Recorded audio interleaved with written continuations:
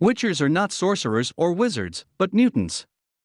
As odd as that sci-fi word sounds in a fantasy setting, it does make sense when you realize that Geralt's kind aren't actually born with magic, but are merely humans who gain it through magical science.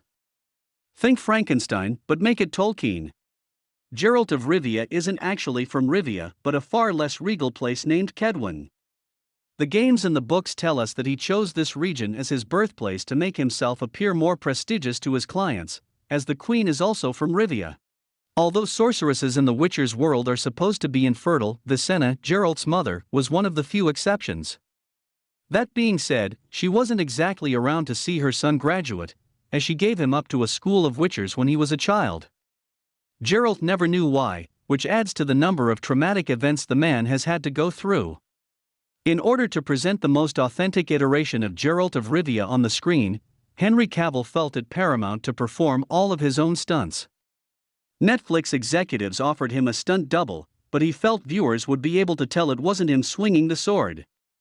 Despite having her reservations about appearing nude on camera, Anya Kalatra nevertheless decided it was necessary to properly portray Yennefer's journey.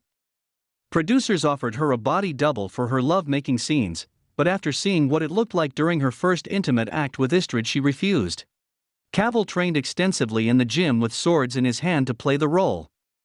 In July 2019, he informed the audience at the Comic-Con, "I spent all my free time not setting, and even setting it with a sword in my hand." For this purpose, he maintained 3 swords at home and 4 at work, so a weapon never stood out of his grasp. Just like Game of Thrones became a sensation on television years after its original material came out in 1996, The Witcher was born from a short tale that took 3rd place in 1986. Author Andrzej Sapkowski wrote Wiedźmin. He wrote 3 additional stories, finally published as a collection in 1990, and published 2 other collections in 1992 and 1993, as an entry to speculative fiction magazine's Fantastica, the yearly competition. The first novel came out in 1994, while the adaptation to video games just struck the stage in 2007. It was a long way with a huge comeback.